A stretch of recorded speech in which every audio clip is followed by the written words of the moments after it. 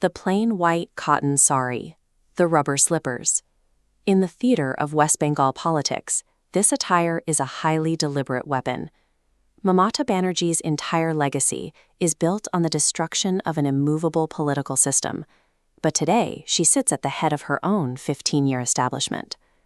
To understand how she rose, you have to look at the state in the 1970s. The CPIM, the Left Front, had governed unchallenged for 34 continuous years, embedding its influence into every local committee and urban council across Bengal. The methods she used to topple that regime are the same ones now threatening her own power in 2026. Her career began with high-stakes physical confrontation.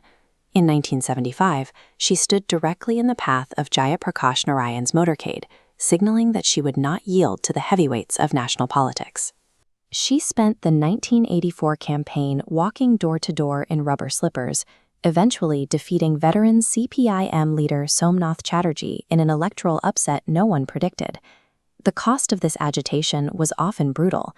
In 1990, a communist worker struck her over the head with an iron rod, fracturing her skull and leaving her white sari soaked in red.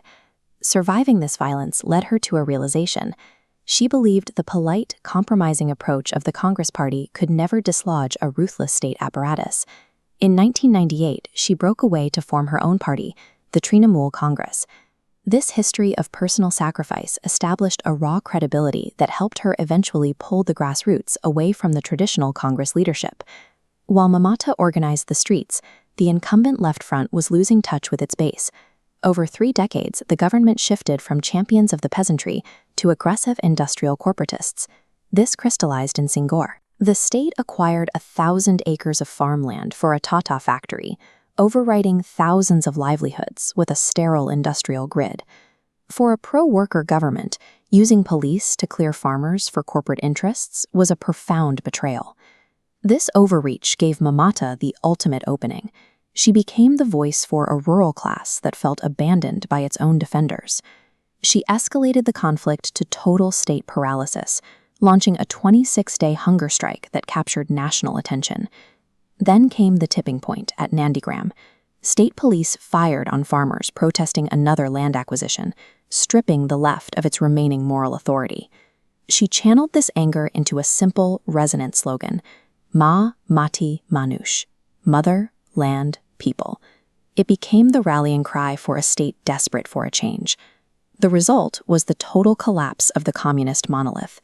In 2011, her coalition won 227 seats, ending 34 years of history overnight. She walked to the state secretariat on foot, fulfilling a vow she made after being dragged out by police decades earlier. She would not enter the building again until she was the one in charge. The rebel had finally entered the palace, but in doing so, she inherited the same bureaucratic machine she had spent a lifetime fighting. Today, the roles have reversed.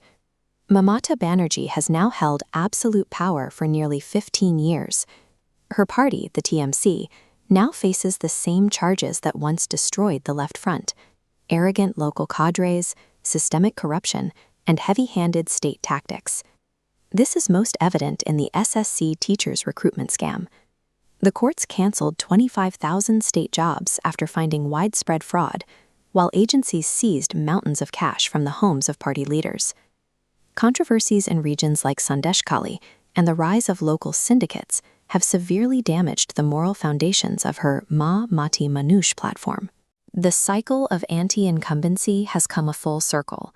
The ultimate street fighter is now the vulnerable incumbent.